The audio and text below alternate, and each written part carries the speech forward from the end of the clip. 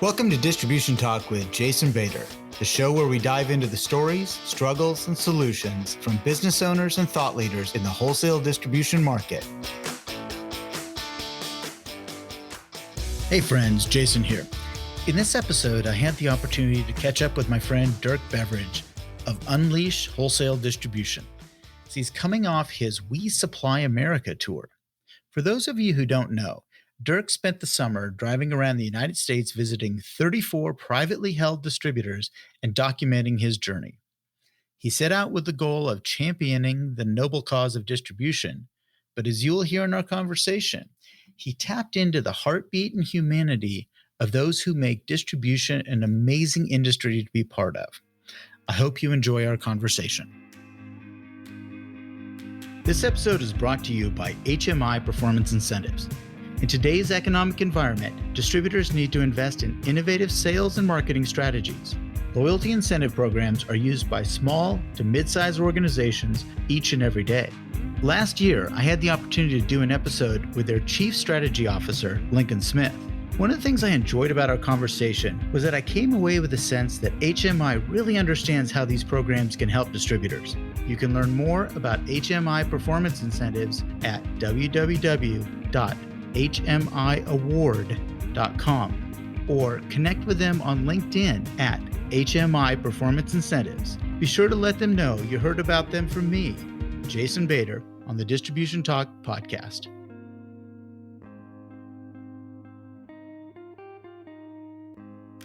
All right. Hey, Dirk, welcome back to Distribution Talk. Always a pleasure to have you on. Yeah, Jason, I am so thrilled to be here, man. Thanks for having me, man. Again, always my pleasure. It's just fun to talk about some of these. And I'm going to tell you right now, I love the We Supply America tour and the whole idea behind it. But, I need to hear from you, though. But since you said you started that way, I'd love for you to ask you a question to start, and then I won't ask anymore. What did you love about it? Watching the We Supply America tour, and I'd love that input if you don't mind to start. What I loved about it is it kind of helped me galvanize why I do what I do today. Cool. And why I left my family business. I think that was it. I knew that there was something more to the people and the industry and the love of family business and those things. I knew there was something more to that. But this galvanized it for me, seeing these different faces and, the things that kids would say about their families and parents. And that's why I loved it so much, is it just really reminded me, why did I go in and why do I stay in and do this? Why do I continue with this journey? Yeah, I love it. Thanks for sharing. And so can I just comment on that? Of course. Jason, I think one of the key takeaways from We Supply America that I've had from this 97 days, 34 different distributors, I think 34 different states that I traveled through, is it brought back the humanity of business. It brought back the humanity of distribution. It brought back the humanity of what we do. And I don't think we talk about that enough. We talk about moving boxes. We talk about widgets. We talk about toilets. We talk about pneumatics. We talk about building products. We talk about e-commerce and technology. We talk about business models and innovation, and all of that is important. But I think we need to raise the consciousness of the humanity of business. And that's what I saw in every single one of our stops. And I'm about to use the words, it's been touching, but it's been enlightening. It's been inspiring. And it's buoyed me. It's lifted me in terms of the goodness in people and the goodness of humanity. And that business and independent, entrepreneurial, family-owned businesses that happen to be in the business of distribution are at their core human. Absolutely. No, very well said. And I think you're right. And I would add to, some of the things we also get caught up is in the financials. We get caught up in margin, we get caught up in net profit and all of these things. And we do forget that there's really one thing that drives that. and is that human spirit, that fire. And how do you stoke that fire? I mean, I think that's part of it as well. I mean, I agree. I was incredibly inspired. I mean, obviously you sat with these folks and you spent time with them. And really, I only got a window into 8 different companies that you spent time with. Yep. But, some of the conversations, I was like, oh, man, I wish I could have been there, just some of those conversations. I was like, oh, and it wasn't, and I hate to say it this way, but it wasn't with the executives. It wasn't with the CEOs. Just one particular episode, if I could throw that out there. Actually, I think it was it was at Wiseway that you were talking to the drivers. Yes. And I was like, oh, I love being a driver. That was my favorite job in distribution. And so I think these conversations were just so incredible. And it, as I said, inspiring, just enjoyable and inspiring. Thank you. I appreciate it. And let's talk about drivers, if you don't mind. Yeah, absolutely. And we could talk about drivers. We could talk about warehouse associates. We could talk about those on the receiving dock. And, my business with distribution has been primarily with the C-suite. It's been primarily in the boardroom. It's been primarily talking about the strategy and the innovation, again, the business models. Those individuals who for the last 8 years have come to my innovation conference, those VPs and the suited up individuals, if you will. And Jason, maybe I'm a little bit disappointed in myself that it took We Supply America for me to spend more time with who you started talking about, the drivers. Yeah. What we would consider entry level or front facing or absolutely. And here is a key takeaway that I had from these 97 days. I think there are some truisms, false narratives, false truisms throughout business and throughout distribution. And one of those false narratives that I think every one of us have to just absolutely attack at the core and obliterate it is the false narrative of the word just, J-U-S-T. Okay. Throughout my tour, as I'm walking the facilities, which I love doing, meeting people, that's who I am. I love hearing those stories. I'd ask people what they do. And Jason, too many times I heard, I'm just a driver. I'm just a picker. I'm just a warehouse associate. I'm just an outside salesperson. Just you fill in the title. And it started smacking me in the head that is being repeated over and over and over again. And the individual who's saying it believes it, accepts it. Those who hear it, if we don't push back, we are acknowledging you're just a. It's one of the false narratives that came screaming out at me that we have to attack with abandon. Because let's start with what you and I started this conversation with. Yeah. The humanity of business. I don't care what your title is, what your role is. We need you. And your job, your role is in fact noble. Mm-hmm. I've spent this summer championing the noble calling of distribution. And you start it with drivers. Yeah. What's more noble? What's more noble than being the face of a company? What's more noble than being so committed to the customers that you will commit to being safe and being there before the crack of dawn and working through the dinner hour, right? To ensure that your customers can continue their business, to achieve their outcomes. Is there anything more noble than that? I don't know.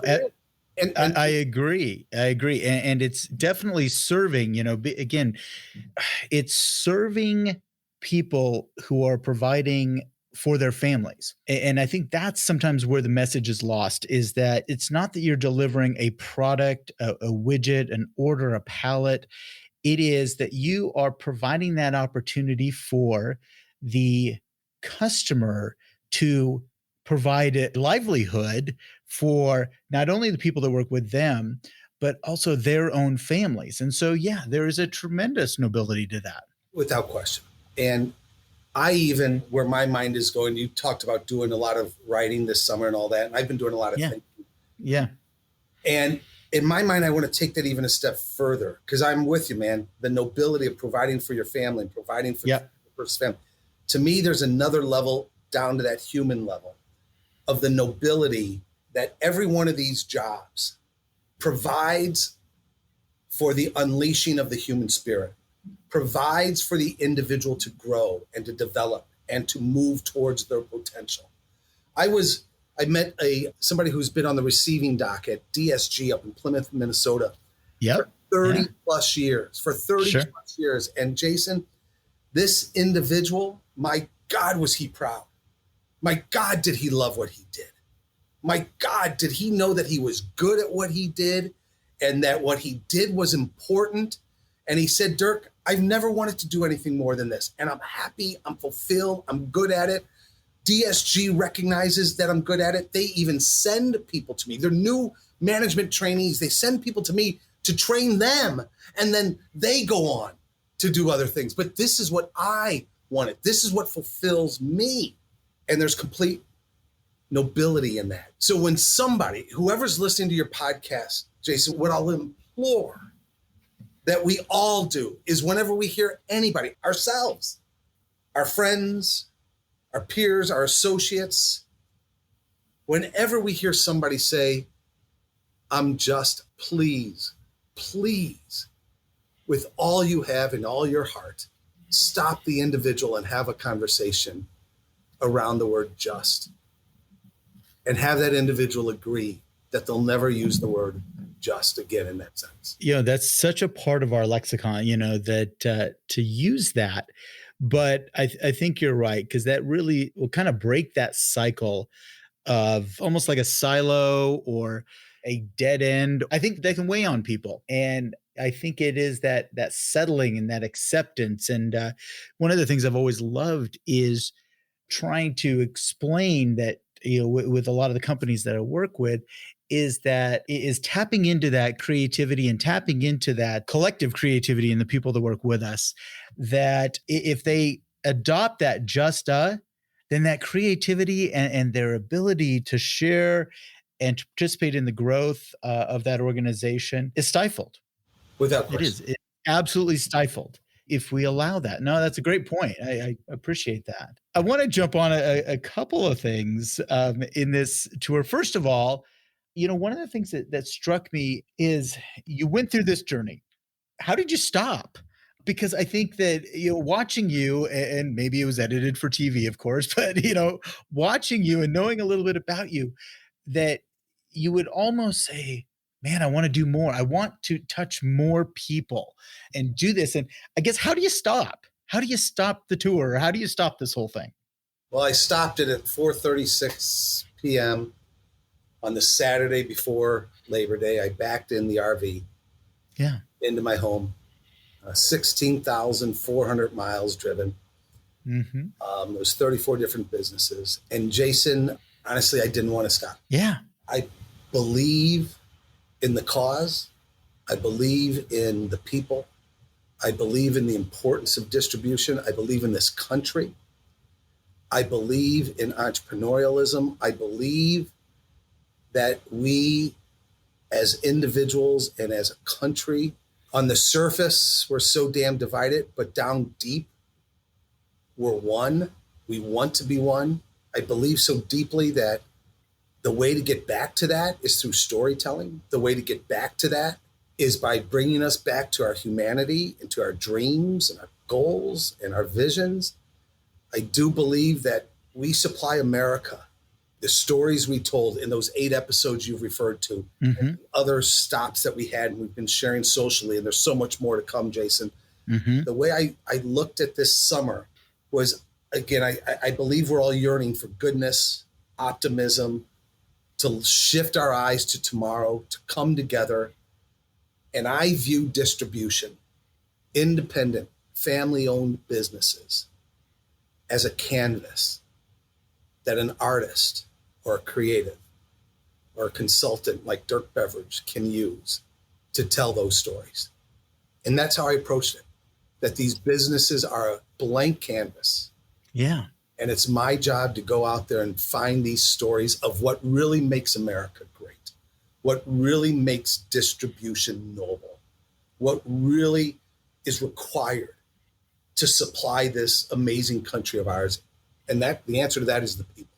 And that's why our canvas didn't focus on the product, didn't focus on the trucks, didn't focus on the distribution centers. We focused on the people. Yeah. And so it was hard for me to stop. That was extremely evident. And every one of the episodes was that it was the people focused. It was not what they sold. It was not what was on the shelf. It was definitely the relationships in the business. And I think there were some interesting themes as well, that I ran across, just ones that I saw at least, camaraderie. I know you mentioned in the foxhole together a lot in those episodes. And I think that was really a good takeaway. That, for me, at least, that was one of the resonating themes throughout this. So camaraderie, it's a good word. I had not used it. To me, the camaraderie, that section ties to one of the 7 ethos that I've discovered that truly makes these independent family-owned distribution businesses noble. And one of those 7 ethos is family. And like other things, a word can become a platitude. A word can be overused. Mm-hmm. A word can be used so much that it's lost its meaning. And so many businesses talk about being a family. And you see what that means. You're able to start identifying what it really means to be a family by spending 97 days in 34 different distributors, talking to everybody. And there were 7, I think, virtues that came out that really define, when we say we're a family in this business, what we really mean by that. And these 7 virtues are: there's a deep, deep bond. There's a deep connection at the emotional level. There's a dignity for individuals and people as individuals. There is a respect for the individual's ability. I'll leave it at that. There's a respect for the individual's ability. Mm-hmm. There is a belonging. There is an identification of value in the human being, and there's love amongst them. And I think camaraderie falls into all 7 of those, if you will. Sure. And so that was one of the ahas for me, that it took me 97 days and I'm still connecting the dots. Yeah. But let's spend some time thinking about, when we say we're a family, let's spend some time thinking about, what does that really mean? And I think it's important to do that from the tactical reason. We're all wrestling with hiring talent at all levels of the organization. Absolutely. Sure. I don't know about you, and I don't care what generation you are, what age you are, but I think if we are better at articulating the bond, the connection, the dignity, the respect, the belonging, the value, and the love within these 4 walls, I think it can help us recruiting. But more importantly than that, I think it brings deeper meaning to what we do every day when we come in to these amazing independent family-owned distribution businesses. Dirk, as you said, sometimes these words kind of lose their meaning and they become de-emphasized because, we throw them out.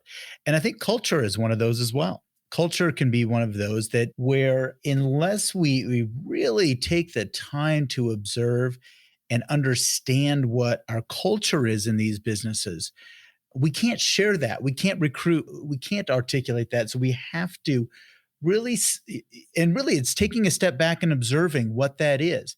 And it's very hard to define, extremely hard to define. But those who really understand their culture, I think they're going to have a much better job at bringing people into that environment and having them be successful.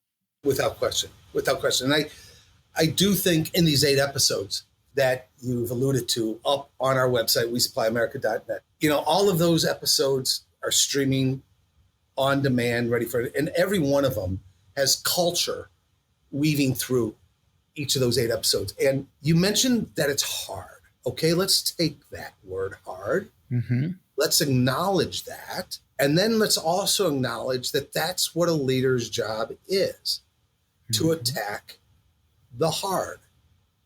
And if you agree that culture is everything, if you agree that culture eats strategy for lunch, however you want to say it, I would encourage your listeners to go get their team around a table and watch just one of these 8 episodes with an eye on the culture that we're witnessing. And then I would encourage them on that same website, they can download a done for you meeting kit where they can actually have a conversation. We provide the questions to them. Right. To have a conversation, to attack that hard of, have we defined our culture to the degree that Porter Pipe has, to the degree that Wise Way has, to the degree that Hill and Marks have, to the degree that the other 5 have. That's our job, isn't it, as leaders? Oh, yeah. You know, you got to step up to the plate sometimes. I think that there's those who want to rest on the laurels and play the lifestyle game. But then there are those who embrace the difficult and the challenging. And a lot of the people that you spoke with were next generationers. And there was a reason they came back into their family businesses, that there was something they wanted to embrace. There was a challenge that they wanted to take on. And I always enjoy that. And so I think, yes, that's the hard stuff they have to take on. Maybe that wasn't evident early on in their, maybe if they were working in the warehouse during school or whatnot, maybe that wasn't evident then. But when they decided to make a conscious effort to come back and to say, what can I contribute? It's really the hard stuff. That's what they really wanted to do.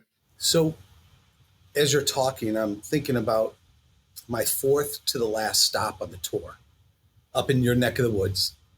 Oh, yeah. Consolidated. Yeah. What an amazing day. What an amazing day with Carla and Carolyn and Josh, the whole team. And I sat down with Carla and Carolyn, and we had probably a 20-minute conversation. It's on video. It's going to be up on social at some point. And one of the things I appreciate Carla talking about, she used your word, is how hard this is. And that's part of the noble calling of distribution. From the outside, people look at these businesses and say, it just happens. They look outside and say, the owners are getting wealthy. They look from the outside and they say, you didn't build that, somebody else built that. People don't understand the hard of creating, growing, developing a business which supplies America, creates jobs, and provides the freedom that this country is built on. And I appreciate Carla talking about the pandemic, talking about the supply chain issues, talking about the labor issues, talking about the regulation issues, talking about how hard it is. And by God, they have overcome every hard. They have accepted the challenge. They have embraced the challenge. They didn't ask for it. They've brought their creativity, their grit, their desire, their team, their culture to bear so that clean water could still be delivered to the Pacific Northwest, so that the sanitation standards that we've relied on here as a first world country, those sanitation standards could still be delivered, so that the lifestyles of those in the Pacific Northwest can continue to be achieved. Those things do not happen by accident. Those things only happen when individuals like those at Consolidated and these other 34 businesses that I've stopped to accept the challenge that what they do is hard, it's difficult, it's needed, it's noble. And they attack it every single day. And for that, I think we owe them just a little bit of thanks. Yeah, no, I couldn't agree with you more. And it's kind of fascinating. Now, If I could for a minute, I want to step back. You and I had a conversation a little while back about how this whole idea started. Yeah. And some of the people that said, I don't know, Dirk, yeah, you may not be on the right track here. So could you touch on that a little bit? Yeah. And I honestly, Jason, I hope this is the last time I tell this story, because I don't know if I should be telling this story, but it's part of the genesis of this. And as I say, everybody that I love personally, my wife, my father, many in my business network who I respect, who I mentor, and they mentor me back. When I brought the idea of We Supply America, hey, I'm going to get in an RV. We're going to wrap it, man. We're going to go across the country. We're going to make some documentaries about the noble calling of distribution. Everyone I loved and everybody in my business network tried to talk me out of it. And they weren't wrong. They weren't wrong, because the first question they asked is, how are you going to make money? What's the business model? And Jason, to this day, I don't have an answer for them. And I don't know if you should. I don't know if you should, but okay, go ahead. I'm sorry. No. And so, but I know it was the right thing to do. It is the right thing to do. I truly was called to do this for all the reasons we've talked about. And I do know that there's a business model behind this. I do know that it's building this, but isn't that what innovation is? Innovation, you absolutely step into the unknown. You have to take a risk. You have to believe in something so deeply that even when others can't see it, you either move forward towards that insight that you have, or you back away and you shrivel into non-existence. Yeah. So when you started that and you knew you had this passion project, and there were others that said, no, Dirk, I don't see it. Okay, that's fine. And you said, well, I still love you and respect you, but I'm going to do it anyway. I'm going to try this anyway. Were you sitting in the family room when I talked? Because those are I was not, but I have had conversations like this before. So yeah. Okay, so you did it. I'm going to do this anyway. I don't know anything about production. I'm going to become an executive producer. Don't know what that means, but I'm going to be that. And I am going to go and I'm going to put this thing together because I need this. There's something that's going to fulfill me that this project is going to fulfill. Now, looking back, you pulled in the driveway. Can you articulate what that need was? What was that need that basically caused you to say, I'm still going to do it anyway? Remind me to go to executive producer after this, okay? But okay, we will go back to that, yes. So, Jason, there's a concept called unique ability. Okay. Some people call it your superpower. And I believe, like I've been mentored, that everybody on this planet has a unique ability. Everybody has a superpower. And that superpower, that unique ability, is what you are so damn good at. Everybody around you recognizes the value of it. It comes easy to you that you might not recognize the value, but they see the value in it. And when you're in that unique ability, when you're performing within that superpower, you are alive, you are energized, you are growing, you are learning, you are continuing to develop yourself even though you are great at it, and you are creating value. Jason, we were talking offline before you hit the record button, and the pandemic took me out of my unique ability. After 18 months of being here in this office, doing good work, don't get me wrong, but behind a screen, I had stopped living. I had stopped dreaming. I had stopped being Dirk. And so how'd you word the question? What was I looking for? I was looking to take control, to again get in my unique ability. Yeah, that makes a tremendous amount of sense, Dirk. I mean, yeah, as I shared with you earlier, that this last 18 months has been a mental struggle, and frankly came to a head a month and a half ago.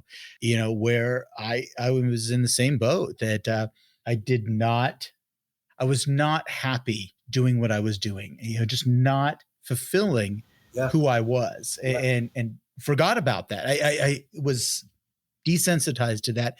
And I think really looking at the answer to your question is this project was really about coming back and finding Dirk again, finding the love and the passion that you had. And that was not behind a screen, but getting in front of bodies again and getting in front of and seeing reactions and things like that. And I think I'm at my best. People don't believe it, but I am somewhat of an introvert. When I walk into a room for the first time, I'm scared. I'm nervous. I am. So am I, man. But I'm at my best in those environments. I'm at my best when I'm in a storytelling mode. I'm at my best when I can pull out of people. Isn't that what we do as consultants? Absolutely. Oh, yeah. That's what we do. Yep. I'm not one of those guys. I'm not smart enough. I'm not smart enough to go and say, here's what you have to do. I'm not that smart. Right. But I'm damn good at getting in a room with people and having a conversation and helping them identify what makes them great, what their superpower is. From a business strategy perspective, what arena they should be playing in, where they need to innovate, how are they going to innovate? Damn good at that. And I needed to get back out and do that with. Yeah. Here's something of a self-awareness thing that I learned over the last 97 days is, Jason, I don't know how many times I was told how disarming I am, how I have the ability to get people who usually don't like to talk about themselves to open up and to share at a deep level. The first couple times I heard that, I brushed it off. What does that mean? But over the miles, as I think about that, I'm proud of that because it helps the individual that I'm talking to become self-aware, to become self-aware that they should never again use the word just when they tell me what they do. It's a great observation coming away from that. And it was something actually that I noticed in a lot of those episodes, just from a camera, that I'm watching you and I could see this was filling you up. This was your battery charger. These were these conversations and your ability to speak to really all levels of an organization. It doesn't matter what their title was, but that was filling you up. And I could see that in you. And a question that I had thought about earlier was, how do you maintain the energy? And I have that answer today. I have that answer now. I understand how you had the energy to do this is because it is your battery charger. At least that's what I observed. Yeah, I think you're right. Can I tell you something? Mm-hmm. I've been home now for 6 days. Yeah. And I'm tired as hell. Yeah. I wasn't tired during those 97 days. Jeez, I'm tired as hell right now. And I'm getting on a plane a week from today to go down to Scottsdale to do a presentation next Saturday. And I can't wait because I know I will find the energy. For a little while, as the pandemic rolled on, and you and I were doing a lot more virtual based work and we didn't get in front of audiences. I kept telling myself it was a great thing. I got to spend time with my family and I got to do a lot of these things. I would never dismiss that. That was something that I did get a chance to reconnect with my family. But I have to admit that I have missed getting in front of people. I don't miss the travel part. I do not miss the airplanes. I'm telling you right now, but I miss that connection with people. And I'm actually looking forward to a couple of my engagements coming up here for that very reason. Yeah, without question. Talking about getting back out on the road. Yeah. There were 3 premises that I had to, as to why I'm going out on the road. One was to champion the noble calling distribution. 2 was this belief that I have, we mentioned it, that we are all yearning for connection, inspiration, insights, hugs, and to connect again in optimism. The 3rd was this, and this is where I'm now struggling, honestly, Jason, because it made so much sense when I left. The 3rd was I looked at Labor Day as an inflection point. And early on in the tour, as I was talking to people, I did a Q&A at 90% of these stops with the employees and all that. Mm-hmm. As I explained this early on, I said, and I look at Labor Day as an inflection point from 2 perspectives. One is from a business planning perspective. That's okay. But what I really want to talk to you about is the inflection point that we as human beings have. We are entering into the summer hopeful. Masks are coming off.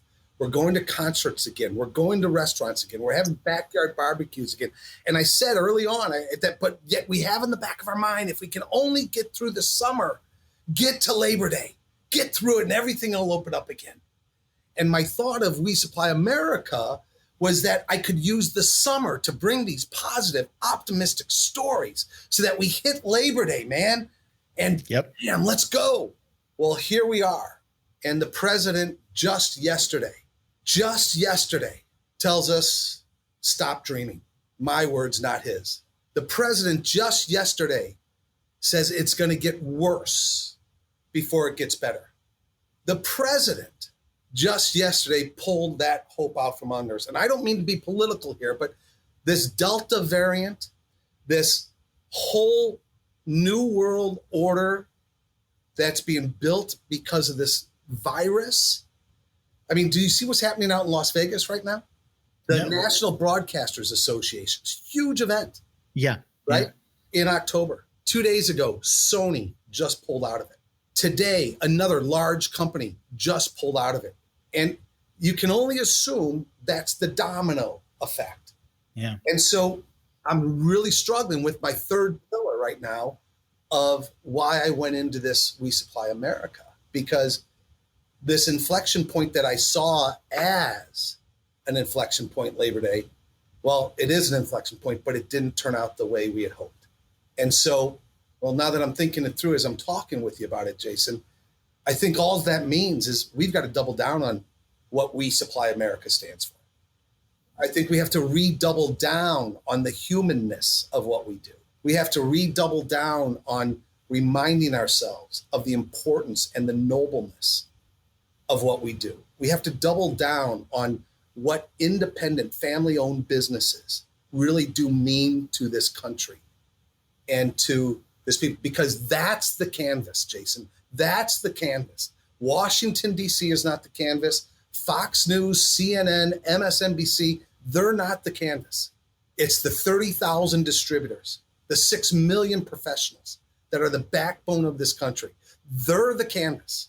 They're the story that at this inflection point, we need to absolutely double down right now to continue championing this noble calling of what it is these 6 million professionals do every single day. You know, Dirk, it's interesting that you bring, that piece up. That is one of those pieces that I've been, examining for the last month about the shifting sands underneath us, that you're right. There was a hope. I mean, we truly believed that at the end, the summer, we're going to be going back to normal. Kids are going back into school. Life is going to get better. And then all of a sudden, things didn't get better. Things changed. And this rapid change, it's almost like whiplash. All of a sudden, this hope and this excitement, the rug just got pulled out from under us once again. And that is wearing. That is exhausting, at least for me personally. And I believe that there are many, many people out there that have to feel the same way. It is exhausting.